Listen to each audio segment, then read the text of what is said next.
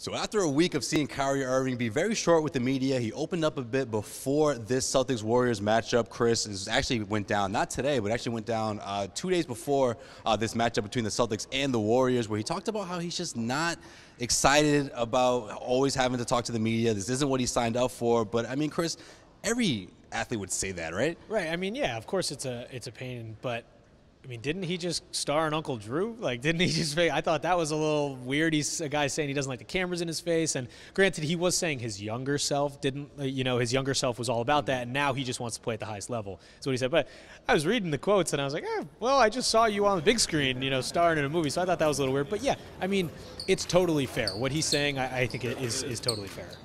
I think there's a sequel coming out too, Chris. I'm pretty sure. I'm not 100% sure. Don't quote me on that, well, but yeah, he's gonna have to retract that quote if there is a sequel. But I mean, I saw a lot of people on Twitter going back and forth. There was a lot of opinions flying around, but he elaborated on that quote and basically was saying, some days I come in and things irritate me more than others, and I'm just, not in the mood for that kind of thing.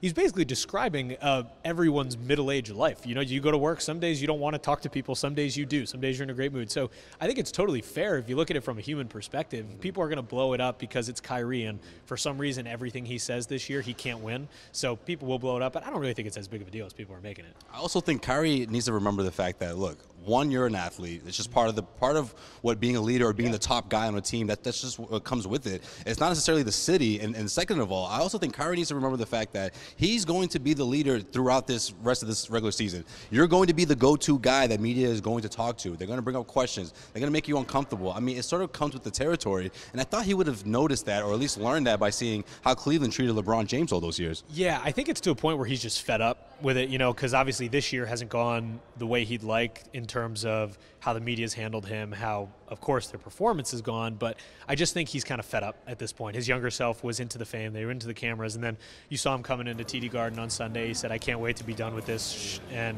when I'm done playing, and so I get that, but it comes with the territory. Like you said, in the NBA more so than a lot of other leagues, is a media-centric league. Yet NBA Twitter runs the league. I mean, that's where a lot of the media is driven. So it's just part of it, man. He's gonna have to deal with it.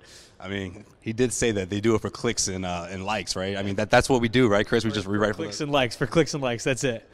All right, we'll see if Kyrie can keep it about basketball against the Warriors. Celtics-Warriors, big matchup Tuesday night. We got you covered here at CLNS Media. For Chris Grenham, I am Josue Pavon. Stay tuned for plenty more coverage.